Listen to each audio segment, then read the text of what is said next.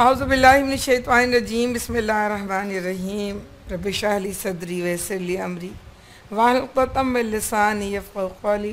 ہم نے کل آیت 33 تک اپنی بات پوری کی تھی، اور جس کے اندر آخر میں ہم نے ایک تجزیہ رکھا تھا کہ ایک طرف کردار ہے اہل ایمان کا اور ایک طرف کردار ہے اہل دنیا کا، اور ہم نے دیکھا تھا کہ عزیز مصر ہوں، ان کی بیوی ہو، بیگمات مصر ہوں یا حکام مصر، سب نے اپنی دنیا کی، اپنے فائدے کی اور اپنی خواہشات کو پورا کرنے کی بات کی، مگر انصاف کے علمبردار وہ نہ بنے۔ اور آج تک ہم یہ دیکھتے چلے آئے ہیں کہ ہمیشہ حکام مصر ہوں یا عاد کے حکمراں، وہ اپنی خواہش پوری کرتے ہیں، اپنی ضرورت پوری کرتے ہیں، اس میں جو عوام کا بھلا ہو جائے تو خیر ہے، اور جو نہ بھلا ہو تو اس کے لیے پھر وہ قانون سازی بھی کر لیتے ہیں۔ بس فرق یہ تھا کہ ان کے زمانے میں کوئی جمہوریت نہیں ہوتی تھی، والا اعلان لوگوں کو، انہوں نے یوسف علیہ السلام کو جیل میں ڈال دیا، مگر آج کے لوگ قانون بنا لیتے ہیں، کوئی آرڈیننس جاری کر لیتے ہیں، کوئی شق ایجاد کر لیتے ہیں، اور اس کے لحاظ سے ان کو اپنی منمانی کا موقع مل جاتا ہے۔ دراصل یہ سارا رویہ اصل تو اس بات کا اعلان ہے کہ دنیا پرست لوگ ہیں اور اللہ اور آخرت سے یہ بے نیاز لوگ ہیں۔ اللہ رب العالمین ہم اس بے نیازی سے بچ کر اللہ کی اطاعت کرنے والا بنائے۔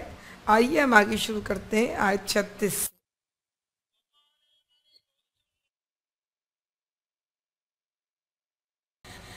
حضرت یوسف علیہ السلام کا قصہ ان آیات میں مکمل ہوا، اور یہاں پر اللہ رب العالمین نے جس بات کا ذکر کیا ہے وہ ان کی قید کی زندگی، قید کے بعد دوبارہ قید سے نکالے جانے کی زندگی، اور دوبارہ اقتدار حاصل کرنے والی زندگی کے بارے میں اللہ رب العالمین نے بتایا ہے۔ سب سے پہلے اللہ نے بتایا کہ اس قید خانے میں 2 غلام اور تھے، ان کے ساتھ داخل ہوئے تھے، اور ان میں سے کہتے ہیں ایک نان بائی تھا، یعنی روٹیاں لگاتا تھا، اور ایک جو تھا وہ شراب پلایا کرتا تھا، ساقی تھا تمام اہل دربار کو۔ تو ان کا قصور یہ تھا کہ ایک مرتبہ جو کہتے ہیں کہ جو ان کی روٹی میں کرکراہٹ آ گئی تھی، کوئی کنکر آ گیا تھا، پتھر آ گیا تھا، اس جرم میں اس کو قید میں ڈالا گیا، اور جو دوسرا ہمارا وہ قید خانے کا ملازم تھا جو ساقی تھا، اس کے پاس اس کو اس لیے بھیجا تھا کہ شراب کے گلاس میں سے اس کے مکھی نکل آئی تھی۔ جب یہ دونوں قید ہو گئے اور اس کے بعد انہوں نے ایک دن خواب دیکھا، کہا کہ آپ ہمارے اس خواب کی تعبیر بتا دیں۔ ایک نے دیکھا کہ جو شراب لایا کرتا تھا، جس کے گلاس سے مکھی نکل آئی تھی، اس نے دیکھا کہ میں شراب کشید کر رہا ہوں۔ دوسرے نے کہا کہ میں نے دیکھا کہ میرے سر پر روٹیاں رکھی ہیں اور پرندے ان کو کھا رہے۔ آپ ہمیں اس کی تعبیر بتا دیجیے، ہم دیکھتے ہیں کہ آپ نیک آدمی ہیں۔ حضرت یوسف علیہ السلام نے ان سے کہا کہ جو یہاں جو کھانا تمہیں ملا کرتا ہے، اس کے آنے سے پہلے تمہیں خوابوں کی تعبیر بتا دوں گا، یعنی یہ کہ جو جیل میں قیدیوں کو کھانا ملتا ہے اس سے پہلے انہوں نے ایک ٹائم بتایا۔ پھر کہا اللہ کے نبی نے کہ یہ علم ان علوم میں سے ہے جو میرے رب نے مجھے عطا کیے ہیں۔ واقعہ یہ کہ میں نے ان لوگوں کا طریقہ چھوڑ کر جو اللہ پر ایمان نہیں لاتے اور آخرت کا انکار کرتے ہیں، اپنے بزرگوں ابراہیم علیہ السلام، اسحاق علیہ السلام، یعقوب علیہ السلام کو طریقہ اختیار کیا ہے۔ ہمارا یہ کام نہیں ہے کہ اللہ کے ساتھ کسی کو شریک ٹھہرائیں، در حقیقت یہ اللہ کا فضل ہے ہم پر اور تمام انسانوں پر کہ اس نے اپنے سوا کسی کا بندہ ہمیں نہیں بنایا، مگر اکثر لوگ شکر گزار نہیں ہیں۔ دیکھیں، یہ پہلا موقع ہے کہ اللہ کا نبی اپنا تعارف کرا رہا ہے کہ میں اس مصر کے قانون کو نہیں مانتا ہوں، میں اس بت پرستی کی طرف کوئی متوجہ نہیں ہوں، میں تو اللہ اور آخرت پر ایمان رکھتا ہوں۔ پھر یہ تعارف بھی کرایا کہ یہ طریقہ صرف میرا نہیں ہے، میرے بزرگوں کا بھی ہے، ابراہیم علیہ السلام، اسماعیل علیہ السلام، اسحاق علیہ السلام، یعقوب علیہ السلام، حضرت لوط علیہ السلام، جو ان کے بڑے بزرگ تھے۔ اس کا مطلب یہ بھی ہے کہ ان انبیاء کرام یا ان صالحین یا ان داعیان اللہ کی دعوت پھیلی ہوئی تھی دنیا میں، اور دنیا ان سے ناواقف نہیں تھی، جو صرف نام لینے پر انہوں نے اکتفا کیا۔ دنیا جانتی تھی کہ یہ لوگ ہیں جنہوں نے دعوت اللہ لوگوں کو پہنچائی ہے، لیکن ظاہر ہے ایمان لانے والے کم ہوتے ہیں اور منمانی کرنے والے زیادہ تھے۔ اب اللہ رب العالمین کے نبی نے اس وقت اپنا یہ تعارف بھی کرایا، پہلے تعارف کرایا، اپنا عقیدہ بتایا، اپنا مسلک بتایا، اس کے بعد ان کو دعوت دی۔ کیا دعوت دی؟ اے زندہ کے ساتھیوں، تم خود ہی سوچو کہ بہت سے متفرق رب بہتر ہیں یا وہ ایک اللہ جو سب پر غالب ہے؟ اس کو چھوڑ کر تم جن کی بندگی کر رہے ہو وہ اس کے سوا کچھ نہیں ہے کہ بس چند نام ہیں جو تم نے اور تمہارے آباء و اجداد نے رکھ لیے ہیں۔ اللہ نے ان کے لیے کوئی سند نازل نہیں کی۔ فرما روائی کا اقتدار اللہ کے سوا کسی کے لیے نہیں ہے۔ اس کا حکم ہے کہ خود اس کے سوا تم کسی کی بندگی نہ کرو۔ یہی ٹھیٹ سیدھا طریقہ ہے، مگر اکثر لوگ جانتے نہیں ہیں۔ موقع کا انتظار کرنا اور موقع کو ضائع نہ کرنا اور دعوت کے لیے ان اسلوب کا خیال رکھنا جس کی وجہ سے دعوت مؤثر ہو جائے، یہ انبیاء علیہ السلام کا طریقہ کار تھا۔ جیسے کہ میں نے پہلے بھی کہا تھا، پہلی وحی تو وہیں ہو گئی تھی جب کنویں میں ڈالے گئے تھے، لیکن انہوں نے اظہار نہیں کیا تھا۔ عزیز مصر جب دوسری وحی جب اللہ کی برہان دیکھ لی تھی انہوں نے، اور اس عورت کے بہکائے میں نہیں آئے تھے، اور تمام عورتوں کے پیچھے پڑنے کے باوجود انہوں نے جیل زندگی پسند کر لی تھی، تو اللہ کی برہان تو جب بھی آ گئی تھی اور انہوں نے دیکھ لیا تھا کہ اللہ رب العالمین سے کوئی کام لینے والا ہے، لیکن وہ موقع کا انتظار کر رہے تھے۔ اور موقع یہ تھا کہ جب ساری دنیا نے ان کی کردار کا لوہا مان لیا، ساری دنیا نے جان لیا کہ وہ نیک اور سچے انسان ہیں، دنیا کے معاملات میں اپنے کردار کی گواہی پہلی چیز ہے جس کے بعد دین کی دعوت دی جائے تو دعوت مؤثر ہوتی ہے، اور یہ کام اللہ کے نبی حضرت یوسف علیہ السلام نے کیا۔ پھر تعبیر بتا دی، اے زندہ کے ساتھیوں، تمہارے خواب کی تعبیر یہ ہے کہ تم میں سے ایک تو اپنے رب شاہ مصر کو شراب پلائے گا، رہا دوسرا تو اسے سولی پر چڑھایا جائے گا اور پرندے اس کا سر نوچ نوچ کر کھائیں گے۔ فیصلہ ہو گیا اس بات کا جو تم پوچھ رہے تھے۔ اور اس کے بعد یہی ہوا کہ جو روٹیاں لگانے والا نان بھائی تھا اس کو تو سزا ہو گئی اور اس کی رہائی ہو گئی، معافی ہو گئی، اس کو مل گئی جس نے شراب پلاتا تھا۔ اچھا، یوسف علیہ السلام کا اپنا خیال جو تھا، اچھا یہ صاف انہوں نے کہہ دیا کہ یہ سب کچھ میں اپنی مرضی سے نہیں بتا رہا، ہمارے تو چھوٹے سے بندے کو کوئی چھوٹا سا بھی ہنر آ جائے، چھوٹا سا بھی علم آ جائے، چھوٹی سی بات آ جائے تو اس میں وہ کرتا پھرتا ہے، لیکن وہ اتنا بڑا علم جاننے کے باوجود وہ یہ کہہ رہے تھے کہ یہ میں اپنے علم سے نہیں بتا رہا، یہ تو وہ علم و دانش اور حکمت کی باتیں ہیں جو ہمارے رب نے سکھائی ہیں اور جو اللہ والوں کو اللہ رب العالمین سکھایا ہی کرتا ہے۔ اللہ کے نبی کریم صلی اللہ علیہ وسلم نے ارشاد فرمایا، حکمت کم بولنے سے ملتی ہے اور حکمت ہے وہ موت کو یاد کرنے سے ملتی ہے یا خوف خدا سے ملتی ہے۔ ایک جگہ مفہوم یہ ہے کہ حکمت کم بولنے اور دنیا سے بے نیازی سے ملتی ہے۔ یوت الحکمت و عشاء وما یوت الحکمت فقط اوتیا خیرن کثیرہ، اللہ جس سے بھلائی کا ارادہ کرتا ہے اس کو حکمت دیتا ہے، جس کو حکمت دیتا ہے اس کو خیر کثیر دیتا ہے۔ حکمت، حکم، تدبر، فیصلہ، قوت، طاقت اس چیز کا نام ہے کہ آدمی جس چیز کو درست سمجھے اس کو کر گزرے، جس کو غلط سمجھے اس کو چھوڑ دے، اور حکمت اس چیز کا بھی نام ہے کہ اس کو انسان کو یہ پتہ چل جائے جب اس کے سامنے معاملات آئیں 2 4 3 6 جس طرح کے بھی آئیں، اس میں سے اس کی عقل، اس کی سمجھ، اس کا دل اس کو صحیح راستے پر رہنمائی دے۔ اللہ کے نبی کریم صلی اللہ علیہ وسلم معراج پہ جا رہے تھے، ہم سب کو پتہ ہے کہ آسمان پہ جانے سے پہلے بیت المقدس میں نماز پڑھائی ہے اللہ کے نبی صلی اللہ علیہ وسلم نے، اور تمام انبیاء علیہ السلام نے ان کی کے پیچھے نماز پڑھی ہے، اور نماز کے بعد ان کے پاس 3 پیالے ان کو پیش کیے گئے، ایک شراب کا، ایک دودھ کا، ایک پانی کا۔ اللہ کے نبی کریم صلی اللہ علیہ وسلم نے دودھ کا پیالہ اٹھا لیا، جبرائیل علیہ السلام نے کہا مبارک ہو، اگر آپ شراب کا پیالہ اٹھاتے اس کا مطلب ہے آپ نے گمراہی کو چنا، اگر آپ پانی کا پیالہ اٹھاتے اس کا مطلب ہے آپ نے بیکار کر دیا زندگی کو، اپنی کوئی اس کا مقصد نہیں تھا، اور آپ نے دودھ کا پیالہ چنا اس کا مطلب ہے آپ اپنی زندگی میں طاقت، قوت، مقصد اور پاکیزگی کو پسند کیا ہے۔ تو حکمت تو یہی ہے کہ انسان کو پتہ چل جائے کیا درست ہے کیا غلط۔ اللہ رب العالمین نے ان کو حلم بھی دیا تھا، حکم بھی دیا تھا، اور تدبر، فیصلہ بھی دیا تھا۔ حضرت یوسف علیہ السلام نے اس کو جس کے بارے میں ان کو خیال تھا کہ یہ رہا ہو جائے گا اور دوبارہ اپنی ڈیوٹی پر نہ صرف جائے گا بلکہ ہوا یہ تک نہ صرف ڈیوٹی پہ گیا بلکہ بہت زیادہ اس کو ترقی بھی دے دی گئی۔ اس کو کہا ساقی کو کہ تم جب اپنے رب یعنی اپنے رب سے ضرور کرنا میرا ذکر، لیکن وہ بھول گیا۔ دیکھیں یہاں پر رب ان معنوں میں جن کی فرمانبرداری کی جاتی ہے، جن کی فرما روائی کو تسلیم کیا جاتا ہے، جن کے احکامات کی اطاعت کی جاتی ہے۔ تو جب دنیا کے حکمراں کے لیے رب کا لفظ استعمال ہے تو اس کا مطلب ہے اس کی فرما روائی کو وہاں کی عوام تسلیم کر رہے ہیں۔ تو یہ کیسے ہو سکتا ہے دن رات ہم کہیں الحمدللہ رب العالمین، رب کو رب مانیں لیکن رب کی فرما روائی کو تسلیم نہ کریں، رب کے احکام میں اطاعت کو تسلیم نہ کریں یا اپنی منمانی کریں۔ یہ ہمارے لیے اس صورت میں اس بات کا بھی اہتمام موجود ہے کہ ہم سمجھیں کہ رب ماننے کا مطلب اطاعت کا۔ وہ دنیا بھی ان کا رب تھا، دنیا کے معاملات میں ان کو حکمت دیتا تھا، اور ہمارا رب ہمارا اللہ ہے، اور ہمیں اللہ کی اطاعت ہم پر کتنی لازم آتی ہے۔ 17 سال کی عمر کنویں میں ڈالے گئے تھے، 2-3 سال عزیز مصر کے گھر رہے، اور 8-9 سال جو ہے تقریباً انہوں نے جیل میں گزارے۔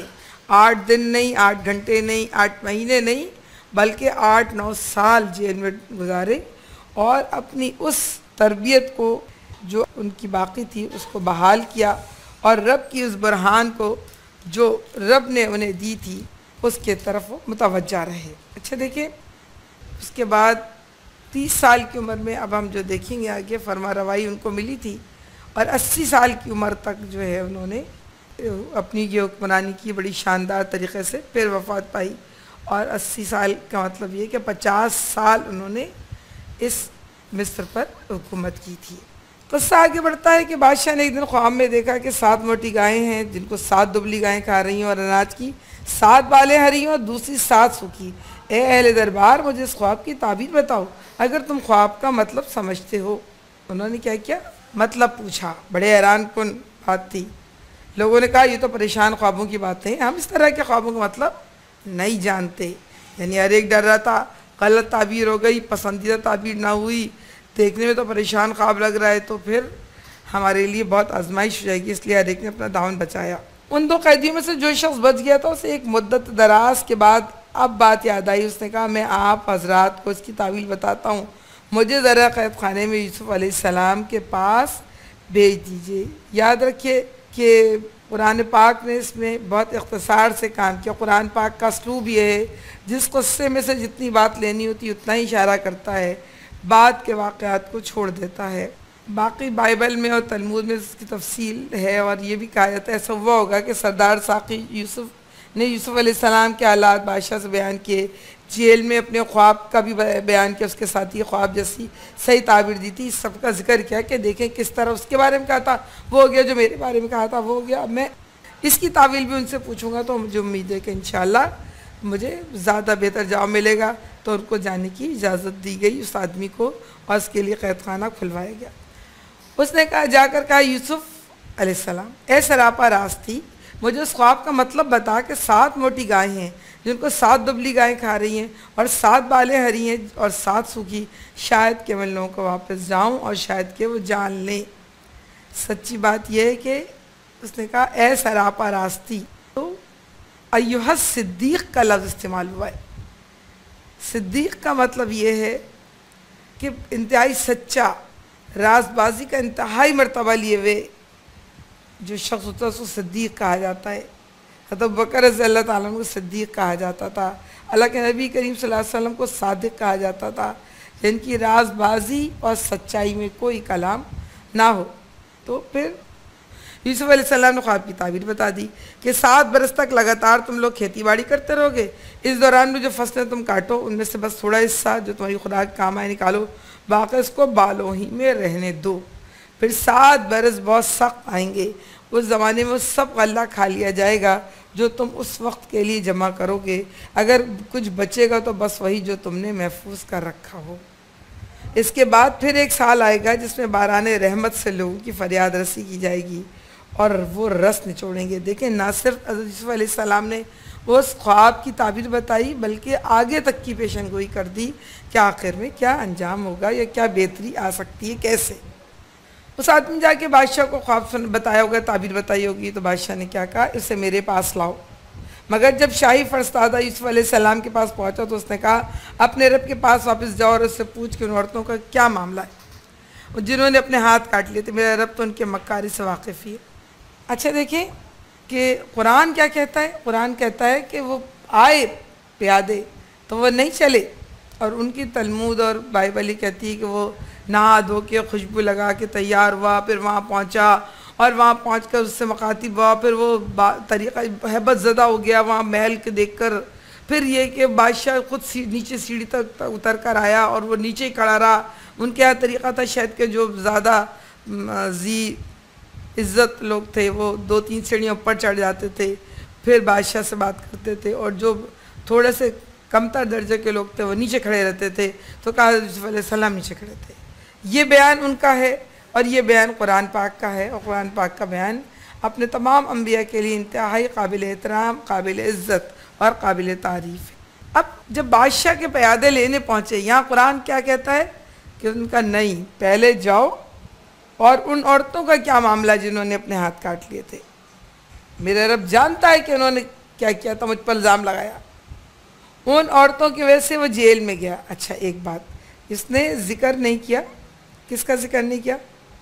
عزیز مصر کی بیوی کا، حالانکہ سارے کاموں کی روح روا وہ عزیز مصر کی بیوی تھی، اسی نے محفل سجائی تھی، اسی نے لوگوں کو بلایا تھا، اسی وہی پاگل ہوئی تھی اور اسی نے دھمکی دی تھی، اور اسی کی بات پر سارے کام نے مل کر فیصلہ کر لیا تھا کہ ہم اس کو ہٹا دیں گے۔ جو آج کا طریقہ ہے، ہر وہ قانون ہٹا دو جس سے منمانی میں رکاوٹ پیدا ہو، ہر وہ قانون ہٹا دو جس سے اللہ کی اطاعت کی جھلک نظر آتی ہے، ہر وہ ضابطہ مٹا دو جس کے اندر اسلام کا رنگ اور اللہ رب العالمین کا رنگ نمایاں ہو۔ یہ دنیا کا چلن ہے، اور پوری دنیا اس چلن کے اوپر پوری قوت اور تدبیر کے ساتھ بیٹھی ہوئی ہے، اور ہمارے سامنے ابھی ہم دیکھ سکتے ہیں ان عورتوں کا قصہ جنہوں نے ابھی 8 مارچ کو اپنا ایک ریلی نکالی، بینر اٹھائے، اس کے اندر بظاہر وہ نام تھا حقوق کا، لیکن حق ظاہر ایسا لگتا ہے ان عورتوں کے نزدیک حق صرف وہ ہے جو بہرہ کا مل جائے، حق صرف وہ ہے جو اللہ سے بغاوت نعوذ باللہ کرنے کا مل جائے، حق صرف وہ ہے کہ جو ضابطہ، جو حکم، جو اصول، جو عقیدہ، جو قرینہ اسلام نے عورت کے لیے سکھایا ہے اس طریقے کا انکار کر دیں، اس قرینے سے آزاد ہو جائیں اور اپنی منمانی کریں اور معاشرے میں اباجیت پھیلاتی پھریں، تو اس کے بعد ان کا یہ خیال ہے کہ اس سے ان کا حق مل جائے گا۔ بہرحال وہ آج یہ ساری کوئی نئی باتیں نہیں ہیں، اتنی پرانی بات ہے، 4000 سال پہلے کے اشرار بھی یہی کیا کرتے تھے، آج کے اشرار بھی یہی کرتے ہیں، وہ چاہے عزیز مصر کی ہوں، چاہے وہ حکام مصر کی عورتیں ہوں، آج بھی چاہے وہ تمام مادہ بدر آزاد عورتیں ہوں جو تڑپ تڑپ کر ان تمام قوانین کے خلاف بے چین ہوئی جا رہی ہیں اس کے خاتمے کے لیے جو اللہ رب العالمین نے مسلمانوں کے لیے، انسانوں کے لیے اور عورتوں کے لیے پسند فرمایا ہے، اور چاہے وہ بادشاہان مصر ہوں، اور پوری دنیا کے اندر ہم دیکھتے ہیں کہ قوت طاقت کے لیے کوئی اصول نہیں ہے، کوئی ضابطہ نہیں ہے، اور اپنے ملک میں بھی ہم دیکھتے ہیں کہ جنگل کے بادشاہ سب بنے ہوئے ہیں، جو دل چاہے کریں، کہتے ہیں انڈے دیں یا بچے دیں، تو جنگل کے بادشاہ بنے ہوئے ہیں، جس حکم کو چاہیں مان لیں، جس حکم کو چاہے چھوڑ دیں، جس حکم کو چاہیں جھاڑ پوچھ کے پیار کر کے اس کی تشہیر کر دیں، اس کے لیے اپنے آپ کو فدا کر دو، جس حکم کو چاہیں کہ یکلخت اس کو اپنے قلم سے مٹا دیں، چاہے وہ جیسا بھی حکم ہو۔ اس پر بادشاہ نے ان عورتوں سے دریافت کیا تمہارا کیا تجربہ ہے؟ بلایا ان عورتوں کو اس وقت جب تم نے یوسف علیہ السلام کو رجھانے کی کوشش کی تھی، سب نے ایک زبان ہو کر کہا حاشا للہ، ہم نے تو اس میں بدی کا شائبہ تک نہ پایا۔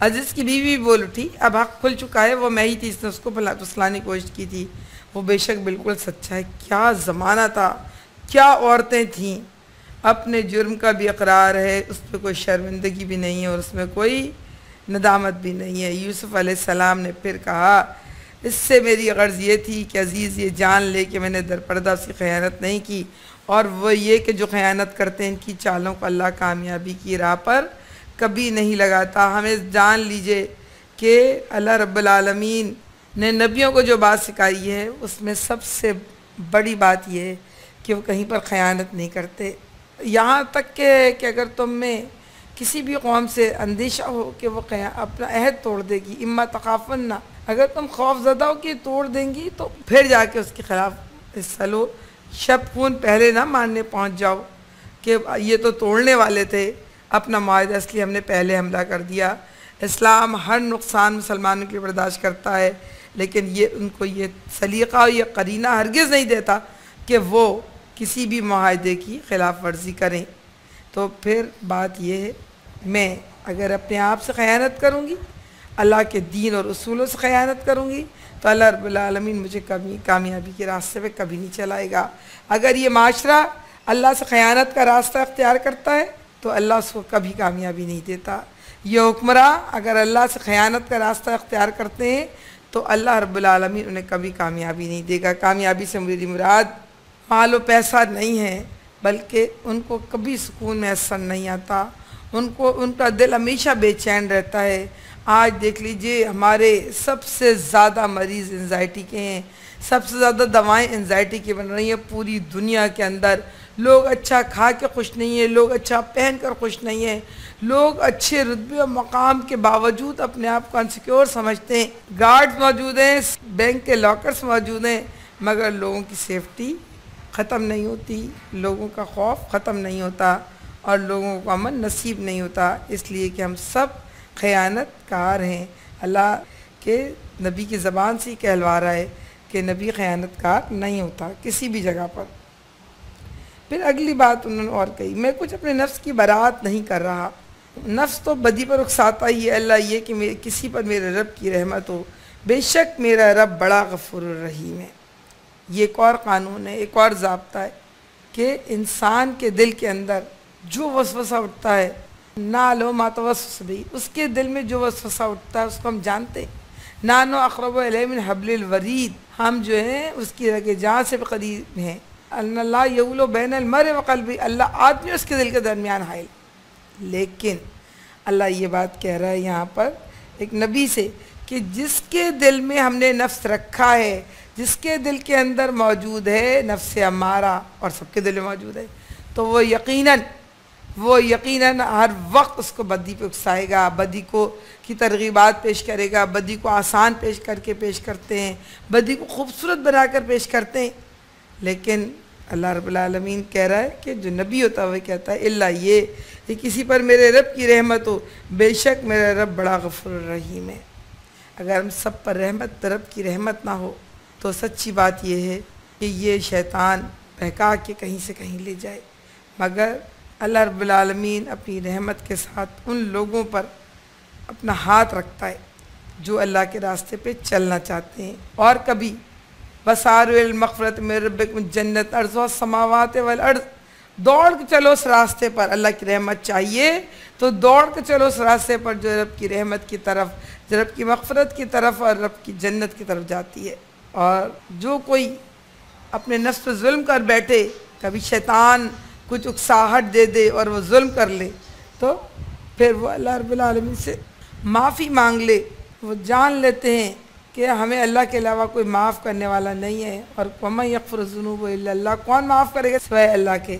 وہ جان لیتے ہیں کہ عمل کا راستہ کیا ہے، اور اللہ ان کو پھر لَوَجَدَ اللَّهَ تَوَّابًا رَحِیمًا، سورہ نساء کی آیت ہے کہ لَوَجَدَ اللَّهَ تَوَّابًا رَحِیمًا، کہ اللہ کہتا ہے کہ تم مجھے بہت معاف کرنے والا اور مہربان پاؤ گے۔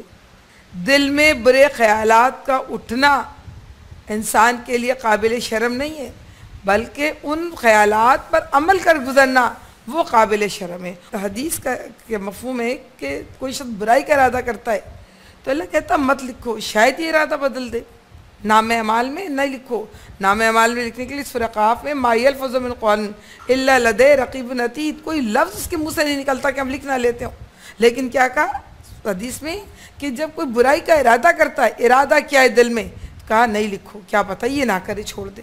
لیکن اگر وہ برائی کر گزرتا ہے تو کہتے ہیں ایک برائی لکھ لو، اور جو شخص نیکی کا ارادہ کرتا ہے اللہ کہتا لکھ لو، وہ نہیں کرتا تو اللہ کہتا لکھے رہنے دو، نیکی کا ارادہ تو کیا تھا، اور نیکی کر جاتا ہے تو اللہ کہتا 10 نہیں کیا لکھو۔ سچی بات یہ ہے کہ ہر چھوٹی بڑی برائی کے خلاف یہ نفس، یہ دل اکساتا ہے، جس کو ہم امارہ کہتے ہیں، اس کو قابو کرنا ہی ہوتا ہے۔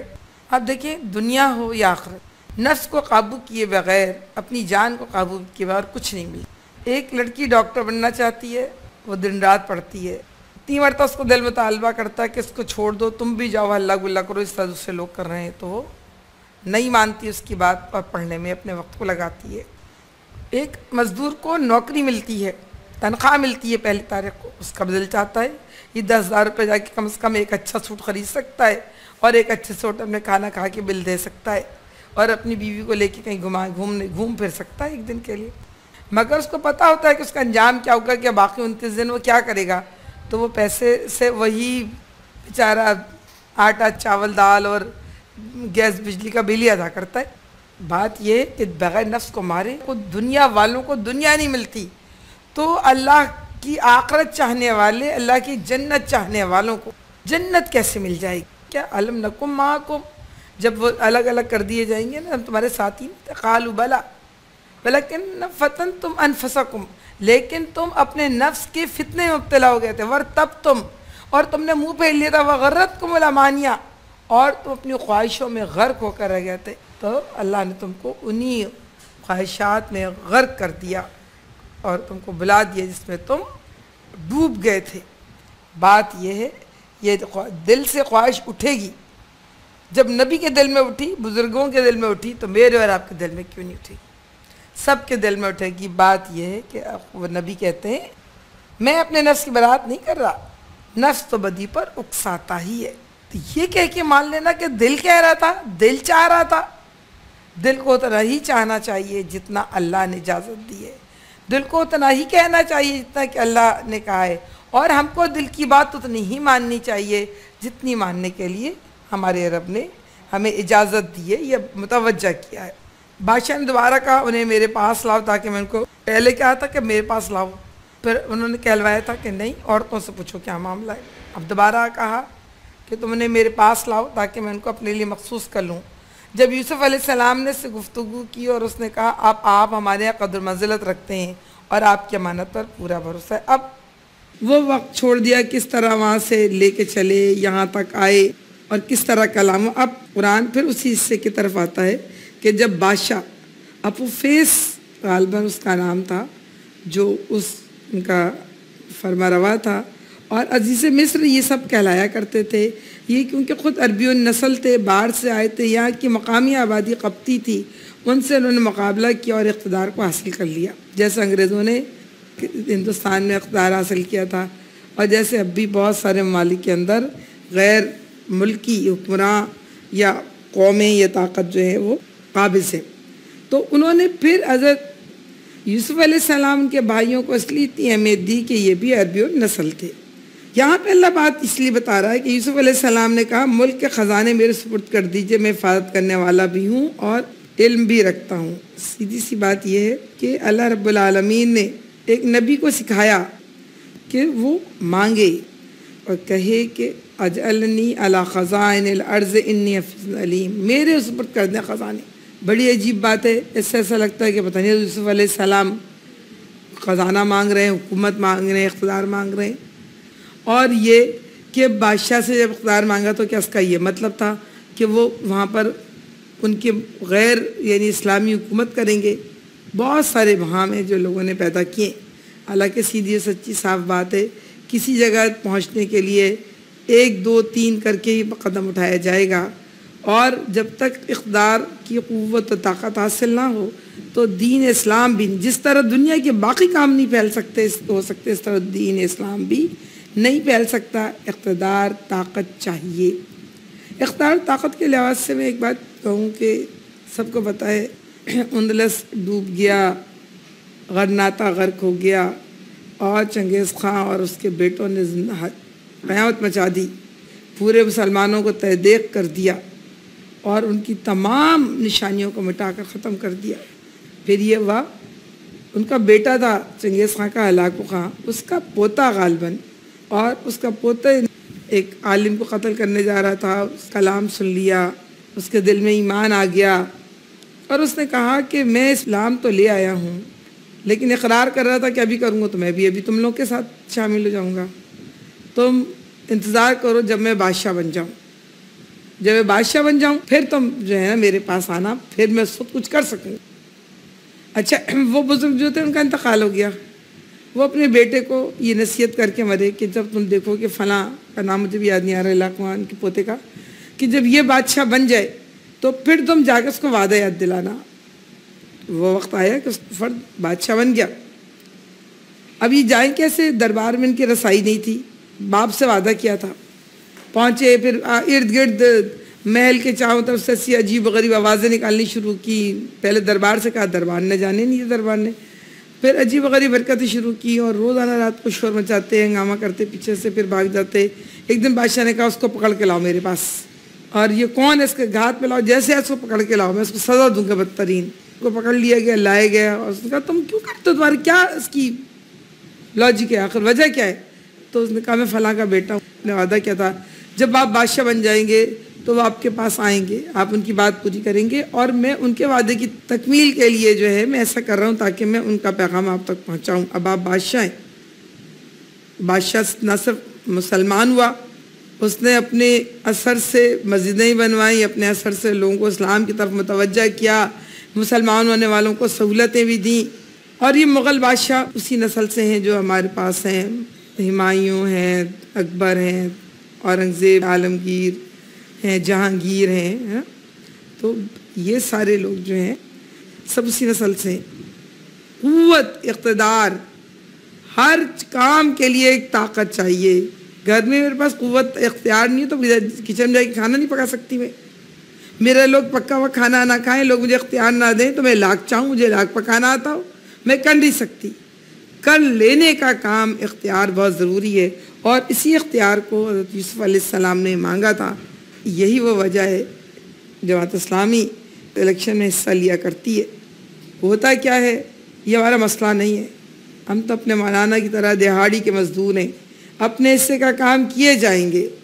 مجھے حکم ازاں لا الہ الا اللہ، ہم اپنا پیغام دیے چلے جائیں گے۔ اور یہی میں اپنے سننے والوں سے بھی کہتی ہوں کہ ہم پر یہ ذمہ داری ہے کہ لوگوں کو وَمَنْ أَحْسَنَ قَوْلًا مِّمَّنْ دَعَا إِلَى اللَّهِ، اس سے اچھی بات کس کی ہوگی جو لوگوں کو اللہ کی طرف بلائے، وَعَمِلَ صَالِحًا، خود بھی نیک صالح عمل کرے، وَقَالَ إِنَّنِي مِنَ الْمُسْلِمِينَ، اور کہے کہ میں مسلمانوں میں سے ہوں، اپنے نام کا علم اٹھائے جاؤں گا، اپنے حصے کی ذمہ داری ادا کیے چلا جاؤں گا۔ اس طرح ہم نے اس سرزمین پر یوسف علیہ السلام کے لیے اقتدار کی راہ ہموار کی۔ وہ مختار تھا کہ اس میں جہاں چاہے اپنی جگہ بنائے۔ ہم اپنی رحمت سے اس کو چاہتے ہیں، نوازتے ہیں، نیک لوگوں کا اجر ہمارے پاس مارا نہیں جاتا۔ دیکھیے وہاں پہ خواب کس نے دکھایا تھا؟ بادشاہ کو اللہ نے۔ خواب کی تعبیریں دینا کس نے سکھایا تھا؟ یوسف علیہ السلام کو اللہ نے۔ بادشاہ کے دل میں اس بات کا احساس کس نے ڈالا تھا کہ جو شخص اتنا معتبر ہو کہ کل بھی اس کی بات سچی تھی، آج بھی اس کی بات سچی تھی، اس کو ہمیں اپنی قوت اور طاقت و اقتدار کے اندر شامل کر لینا چاہیے۔ اللہ رب العالمین کا نوازنا ہے، مانگنے والوں کو دنیا بھی نہیں دیتے ہیں، شانے کئی دیتے ہیں اور مانگنے والوں کو دنیا بھی نہیں دیتے ہیں۔ بات یہ ہے کہ ہم جو چاہیں، ہمارا دیکھنے کا زاویہ کتنا بڑا ہے، ہمارا سوچنے کا زاویہ کتنا بڑا ہے، ہمارا کام کرنے کا مشن یا گول ہمارے کیا ہیں، تو ہم جتنا بڑا ہمارا ویژن ہوگا اتنی بڑی اللہ رب العالمین ہمارے ساتھ مدد کرے گا۔ اور آخرت کا اجر ان لوگوں کے لیے زیادہ بہتر ہے جو ایمان لائے، خدا ترسی کے ساتھ کام کرتے رہے۔ یعنی سچی بات یہ ہے کہ سرزمین مصر اب کس کی تھی؟ حضرت یوسف علیہ السلام کی تھی۔ اب ہر جگہ کو حضرت یوسف علیہ السلام اپنی کہہ سکتے تھے، کوئی گوشہ بھی ایسا نہیں بچا تھا جس میں جانے سے حضرت یوسف علیہ السلام کو روکایا جاتا۔ ان کی طاقت، ان کا اقتدار پورے ملک پر ہمہ گیر تھا۔ ابن جریر طبری نے اپنے تفسیر میں اس کے معنی بیان کیے کہ ہم نے یوسف علیہ السلام کو ان سب چیزوں کو مالک بنا دیا جو مصر میں تھی۔ دنیا کے حصے میں جہاں وہ کچھ چاہتا تھا، کر سکتا تھا، وہ سرزمین اس کے حوالے کر دی گئی۔ حتیٰ کہ اگر وہ چاہتا کہ فرعون کو اپنا زیر دست کر لے، خود اس سے بالاتر ہو جائے، تو یہ بھی کر سکتا تھا۔ دوسرا قول علامہ موصوف نے مجاہد کا نقل کیا، جو مشہور ائمہ تفسیر میں سے ہیں، ان کا خیال ہے کہ بادشاہ مصر نے یوسف علیہ السلام کے ہاتھ پر اسلام قبول کر لیا تھا۔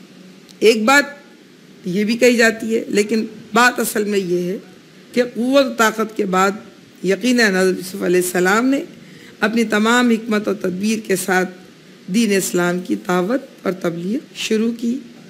اب یوسف علیہ السلام کے زمانہ اقتدار تقریباً 10-12 سال، یعنی 7 سال قید کا زمانہ گزر گیا تھا، اور پھر وہ 7 سال چل رہے تھے، جس 7 سال کے اندر ظاہر فوراً جب اقتدار سنبھالا اس کے 1-2 سال بعد یہ بہت اچھا موسم آیا ہوگا، اور پھر اس کے بعد 7 سال کے بعد جو ہے قید پڑا ہوگا، اور حضرت یوسف علیہ السلام نے اس سارے نظام کو سنبھالا۔ جس زمانے میں قید پڑا آگے پیچھے دنیا میں سب جگہ پڑ گیا، تو لوگ دور دور سے غلہ لینے آتے تھے، اور یوسف علیہ السلام سب کو، کیونکہ اہم چیز تھی اس وقت غلہ، کیونکہ وہ پورے اس میں چلنا تھا، اس لیے اس کی نگرانی بھی یوسف علیہ السلام نے اپنے حصے میں لی۔ ایک بات اور کہ لوگوں کا خیال ہے کہ وزیر خزانہ تھے، نہیں، قرآن بھی کہتا ہے، مفسرین بھی یہ بتاتے ہیں کہ کل کے وہ مالک تھے، اور ان کی اپنی کتابوں میں لکھا ہے کہ اس نے بادشاہ نے کہا تھا کہ بس کھانے کی روٹی اور پہننے کے لیے کپڑا اور آسائش اور ضرورت کا خیال رکھ، باقی سب تیرا ہے۔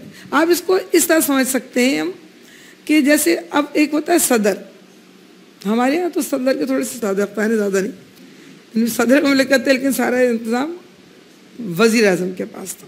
اس طرح ابھی برطانیہ کی مثال ہمارے سامنے کہ ملکہ شہنشاہی چل رہی ہے سالہ سال سے، لیکن اختیار پورے ملک کا طاقت وہ وزیر اعظم کے پاس ہوتا ہے، اس کے لیے پارٹیاں بنی ہیں، اس کے لیے الیکشن بھی ہوتے ہیں، انتخابات بھی ہوتے ہیں، لیکن ملکہ یا بادشاہ جو ہے وہ نسل نسل چل رہے ہیں، اور ان کا شاہی پروٹوکول اپنی جگہ ہے۔ باقی اختیارات میں کوئی الا یہ کہ کوئی بہت ہی خاص معاملہ ہو جائے ملک میں تو شاید وہ آئیں آخری معاملے میں، لیکن عمومی معاملات کے اندر وہ لوگ نہیں آتے۔ یوسف علیہ السلام کے بعد مصر آئے، اس کے ہاں حاضر ہوئے، اس نے انہیں پہچان لیا، مگر وہ اس سے ناشنا تھے۔ ظاہر ہے 16-17 سال کے ڈالا تھا انہوں نے، لڑکے سے تھے، 30 سال کے پورا وقت، یعنی انسان کی جو گروئنگ ایج تھی وہ ہر چیز چینج، شخصیت، خد و خال، اور اس کے علاوہ بادشاہ کے آگے کھڑے ہوئے تو انہیں کیا پتا کہ وہ جو بادشاہ ہے وہی جس کو یہ کنویں میں پھینک کر آئے تھے۔ تو انہوں نے نہیں پہچانا، یوسف علیہ السلام نے انہیں پہچان لیا، اور جب اس نے ان کا سامان تیار کروا دیا تو چلتے وقت ان سے کہا اپنے سوتیلے بھائی کو میرے پاس لانا، دیکھ تو نہیں ہوں کہ میں کس طرح پیمانہ بھر کر دیتا ہوں، کیسا اچھا مہمان نواز ہوں۔ ہو سکتا ہے سوال پوچھا ان سے گھر میں اور کون کون ہے، کتنے لوگوں کے لیے غلہ لے کے آ رہے ہو، انہوں نے اپنے اس بھائی اور ماں باپ کا بھی ذکر کیا ہوگا۔ معلوم تھا یوسف علیہ السلام کے ان کے بھائی گھر میں، لیکن وہ ان کے منہ سے اس لیے ہلوا رہے تھے تاکہ اگلا قدم اٹھا سکیں۔ تو پھر کیا کہا انہوں نے، اگر تم اسے نہ لاؤ گے تو میرے پاس تمہارے لیے غلہ نہیں ہے، بلکہ تم میرے قریب بھی نہ پٹکنا۔ پھر انہوں نے کہا کوشش کریں کہ والد صاحب سے بھیجنے پر راضی ہو جائیں، اور ہم ایسا ضرور کریں گے۔ ظاہر ہے ان کو غلہ چاہیے تھا ہر کام۔ یوسف علیہ السلام نے اپنے غلاموں کو اشارہ کیا کہ ان لوگوں نے غلے کے عوض جو مال دیا وہ چپکے سے ان کے سامان میں ہی رکھ دو۔ یہ یوسف علیہ السلام نے امید پر کیا کہ گھر پہنچ کر اپنا واپس پایا مال پہچان جائیں گے، یا اس فیاضی پر احسان مند ہوں گے، عجب نہیں کہ پھر پلٹے ضرور لے کر آئے۔ قرآن پھر اس منظر کو بتاتا ہے، جب اپنے باپ یعنی یعقوب علیہ السلام کے پاس گئے تو کہا ابا جان آئندہ ہم کو غلہ دینے سے انکار کر دیا گیا، لہٰذا آپ ہمارے بھائی کو ہمارے ساتھ بھیج دیے تاکہ ہم غلہ لے کر آئیں اور اس کی حفاظت کے ہم ذمہ دار ہیں۔ باپ نے جواب دیا یعنی یعقوب علیہ السلام نے کہ کیا میں اس کے معاملے میں تو پر ویسے ہی بھروسہ کروں جیسا اس سے پہلے اس کے بھائی کے معاملے میں کر چکا ہوں؟ اللہ ہی بہتر معاف سب سے بڑھ کر رحم فرمانے والا ہے۔ پھر جب انہوں نے اپنا سامان کھولا تو دیکھا کہ ان کا مال بھی انہیں واپس کر دیا گیا۔ یہ دیکھ کر وہ پکار اٹھے ابا جان ہمیں کیا چاہیے، دیکھیے یہ ہمارا مال بھی ہمیں واپس دے دیا گیا، اب بس ہم جائیں گے اپنے اہل ویال کے لیے رسد لے کر آئیں گے، اپنے بھائی کی حفاظت بھی کریں گے۔ ایک بار شطر یعنی کوئی جو ان کا پیمانہ، ان کا پیالہ جس سے ناپ کے دیا کرتے اور زیادہ بھی لے آئیں گے، اتنے غلہ کا اضافہ آسانی کے ساتھ ہو جائے گا۔ ان کے باپ نے کہا میں اس کو ہرگز تمہارے ساتھ نہ بھیجوں گا جب تک کہ تم اللہ کے نام سے مجھ کو پیمان نہ دو، یعنی قسم کھاؤ، وعدہ کرو، عہد کرو کہ اسے میرے پاس ضرور واپس لے کر آؤ گے، اللہ یہ کہ تم گھیر ہی لیے جاؤ۔ اپنے پیمان دے دیے تو اس نے کہا دیکھو ہمارے اس قول پر اللہ نگہبان ہے، ہم بھی قول ہی لے سکتے ہیں، وعدہ ہی لے سکتے ہیں کسی سے، نگہبان تو اللہ ہوتا ہے، اسی کا احساس دلانا بھی چاہیے۔ قصہ آگے بڑھتا ہے اور وہ اس طرح حضرت یعقوب علیہ السلام نے اپنے بچوں کو تدبیر سکھائی کہ تم دیکھو، اس نے کہا میرے بچوں مصر کے دارالسلطنت میں ایک دروازے داخل نہ ہونا بلکہ مختلف دروازوں سے جانا، اس لیے کہ کہیں اکٹھا جتھا دیکھ کے لوگ کہنا ہی حملہ کرنے والے، کوئی گرفتار کر لیں، کوئی پکڑ لیں، کوئی نقصان پہنچائیں، تم الگ الگ جانا جس طرح لوگ مسکینی کے ساتھ اپنا غلہ لینے آتے ہیں، مگر میں اللہ کی مشیت سے تم کو نہیں بچا سکتا، حکم اس کے سوا کسی کا بھی چلتا، اسی پر میں نے بھروسہ کیا، اور جس کو بھروسہ کرنا ہو اسی پر کرے۔ اب دیکھیں تدبیر بتا دی، دعا بھی کہا کروں گا، لیکن یہ بھی سمجھ لیا کہ تقدیر سپیریئر حیثیت رکھتی ہے، تدبیر سپیریئر حیثیت نہیں رکھتی، لیکن تدبیر ضرور کرنی چاہیے۔ اللہ کے نبی صلی اللہ علیہ وسلم کا گھوڑا باندھ کر توکل کرو اللہ پر، باندھا ہوا گھوڑا بھی کھل سکتا ہے، لیکن پلا چھوڑ کے کہو کہ اللہ نے چاہا تو کہیں نہیں جائے گا، نہیں۔ طریقہ یہی سکھایا مسلمانوں کو کہ پہلے تدبیر کرو، پھر دعا کرو، پھر اللہ سے ان تنصر اللہ ینصرکم ویثبت اقدامکم، پہلے تم اللہ سے کی مدد کرو، پھر اللہ تمہاری مدد کرے گا اور زمین میں تمہارے قدم مضبوط جما دے گا۔ لیکن تمہاری ساری تدبیر کے باوجود تمہارے ذہن میں یہ بات رہنی چاہیے انسانوں کے کہ اللہ کی مشیت جو ہے اس سے کوئی بھی نہیں بچا سکتا، حکم اس کے سوا کسی کا نہیں چلتا، اسی پر میں نے بھروسہ کیا، اور جس کو بھی بھروسہ کرنا ہو اسی پر کرے۔ یعنی میں بھیج تو رہا ہوں، لیکن یہ میں سمجھے تمہارے قسم اٹھانے میں بھیج رہا ہوں، تمہارا وعدہ کرنے میں بھیج رہا ہوں، بھروسہ میں نے اللہ پہ کیا۔ ایک بار پھر میں تمہارے اللہ پہ بھروسہ کرتے ہوئے تو میں حوالے کر رہا ہوں اللہ کی۔ اور واقع بھی یہ ہوا کہ جب اپنے باپ کی ہدایت کے مطابق شہر میں تفرق دروازوں داخل ہوئے تو ان کی احتیاطی تدابیر اللہ کی اس مشیت کے مقابلے میں کچھ بھی کام نہ سکی۔ ہاں بس یعقوب علیہ السلام کے دل میں جو کھٹکتی سے دور کرنے کے لیے اس نے اپنی سی کوشش کر لی تھی انہوں نے۔ بے شک وہ ہماری دی ہوئی تعلیم سے صاحب علم تھے، مگر اکثر لوگ معاملے کی حقیقت کو جانتے نہیں۔ کون صاحب علم تھے؟ حضرت یعقوب علیہ السلام صاحب علم تھے، لیکن سچی بات یہ کہ وہ بھی اتنا ہی جانتے تھے جتنا اللہ رب العالمین نے ان کو وحی کی تھی۔ جو بات ان کے اوپر وحی نہیں تھی، جو بات اللہ نے نہیں چاہی، تو ان کو نہیں معلوم تھا۔ ان سے 20 قدم یعنی محاورتاً کہہ دوں کہ قدم کے فاصلے پر جس بیٹے کے غم میں وہ غمزدہ تھے، وہ بیٹا نہ صرف سلامت ہے بلکہ وہ بادشاہ بن چکا ہے۔ یہ تو ان کو پتہ نہیں تھی، اللہ کے ولی کے نبی تھے، اور اتنا ہی پتہ چلتا ہے لوگوں کا اللہ کے بارے میں جتنا اللہ اپنے نبیوں کو بتاتا ہے۔ اللہ کے نبی کریم صلی اللہ علیہ وسلم کسی غزوے میں جا رہے تھے تو ان کی اونٹنی کھو گئی۔ 2-4 صحابہ کرام کو بھیجا کہ جاؤ دیکھو کہیں یہ پہاڑوں کے دروں میں کہیں ادھر ادھر تو نہیں ہو گئی۔ تو منافقین کہنے لگے لو آسمان کی خبر رکھتے ہیں، اپنی اونٹنی کی خبر نہیں ہے۔ تو اللہ کے نبی صلی اللہ علیہ وسلم نے بار بار کہا انما انا بشر مثلکم یوحی الی انما الہکم الہ واحد، میں تو تمہاری طرح کا بندہ ہوں، جو وہی آتی ہے اللہ کی طرف سے آتی ہے۔ یعنی جب ایک نبی جس کے بہت کچھ اس کو حکمت اور فہم تدبر اللہ والا تھا، مگر وہ بھی یہ کہتا تھا کہ بے شک جو ہے اللہ قرآن نے کہہ رہا ہے کہ صاحب علم تھا، مگر اکثر لوگ معاملے کی حقیقت کو جانتے نہیں تھے۔ یعنی ان کے بیٹے نہیں جانتے تھے کہ ان کا باپ کتنے مرتبہ فائز تھا، اور وہ نقصان پہنچانے کی کوشش کر رہے تھے۔ یہ لوگ یوسف علیہ السلام کے حضور پہنچے تو اس نے اپنے بھائی کو اپنے پاس الگ بلا لیا، اسے بتا دیا کہ میں تیرا وہی بھائی ہوں جو کھویا گیا تھا، اب تو ان باتوں کا غم نہ کر جو لوگ کرتے ہیں، نہیں اب تم آرام سے بیٹھو، میں اس کے اوپر۔ اب دیکھیں 21-22 برس کے بعد دونوں بھائی ملے تھے، اور انہوں نے بھی یوسف علیہ السلام کو اپنی ساری داستان سنائی ہوگی، اور یوسف علیہ السلام نے بھی ان کو سارے حالات بتائے اور کہا کہ انہوں نے جتنی بدسلوکی کی اب تم نہ غم کرو، تم میرے پاس ہو۔ اب یہ ان کا نام بنیامین تھا، اور ان کو کہا کہ تم میرے پاس رہو گے۔ جب یوسف علیہ السلام ان بھائیوں کا سامان لدوانے لگا تو اس نے اپنے بھائی کے سامان میں اپنا پیالہ رکھ دیا۔ پھر ایک پکارنے والے نے پکار کہا اے قافلے والوں تم لوگ چور ہو۔ غالباً پیالہ رکھنے کا جو کام تھا وہ یوسف علیہ السلام نے اپنے بھائی کی رضامندی سے کیا تھا، اور غالباً خود کیا تھا۔ یعنی جو اس کے منتظمین تھے وہ یقیناً اس بات بے خبر تھے کہ اس کسی کے سامان میں کچھ رکھا گیا ہے۔ بھائی بھی بے خبر تھے۔ اچھا اب بڑے ایمانداری سے آئے تھے، بھائی کو بھی بڑی ایمانداری سے لائے تھے، بھائی کا جو عہد کیا تھا اس پہ خیال بھی رکھا تھا۔ وہ یوسف علیہ السلام کی تو ساتھ انہوں نے جو کیا تھا اب وہ بہت ایمانداری سے تھے، کیونکہ اندازہ ہو رہا تھا کہ مشکل کی گھڑیاں ہیں، ہم کو بھی کوئی نقصان پہنچ سکتا ہے، اس لیے وہ اس وقت بھائی کے ساتھ بھی مخلص تھے، اس کی حفاظت بھی کر رہے تھے، سامان بھی لے لیا تھا انہوں نے، اور کوئی غلط کام بھی نہیں کیا تھا انہوں نے۔ کس نے؟ یوسف علیہ السلام کے بھائیوں نے پلٹ کر پوچھا تمہاری کیا چیز کھوئی گئی؟ سرکاری ملازموں نے کہا بادشاہ کا پیمانہ ہم کو نہیں ملتا، اور ان کے ذمہ دار نے یعنی جو ان کا انچارج تھا اس نے کہا جو شخص لا کر دے گا اس کے لیے 1 بارشتر انعام ہے، اس کا میں ذمہ لیتا ہوں۔ ان بھائیوں نے کہا خدا کی قسم تم لوگ خوب جانتے ہو کہ ہم اس ملک کو فساد کرنے نہیں آئے، اور ہم چوریاں کرنے والے لوگ نہیں ہیں۔ یعنی ان کا بادشاہ کا مصر کا قانون یہ تھا کہ جو لا کے دے گا اس کے لیے ایک اور مزید پیالہ جو ہے اس کو ملے گا. تو اب وہ کہنے لگے نہیں ہم چوری تھوڑی ہیں، ہم چوریاں کرنے والے لوگ نہیں ہیں. انہوں نے وضاحتیں دینی شروع کر دی. انہوں نے کس نے منتظمین کو نہیں پتا تھا کیا بات ہے. انہوں نے پوچھا اچھا اگر تمہاری بات جھوٹی نکلی تو چور کی کیا سزا ہے؟ جب یوسف علیہ السلام نے اپنے بھائی سے پہلے ان کی خرجیوں یعنی ان کے بیگوں کی تلاشی لینی شروع کی، پھر اپنے بھائی کی خرجی سے گم شدہ چیز برآمد کر لی. اس طرح ہم نے یوسف علیہ السلام کی تائید اپنی تدبیر سے کی. اس کا یہ کام نہ تھا کہ بادشاہ کے دین یعنی مصر کے شاہی قانون میں اپنے بھائی کو پکڑتا، اللہ یہ کہ یہ اللہ ہی ایسا چاہے.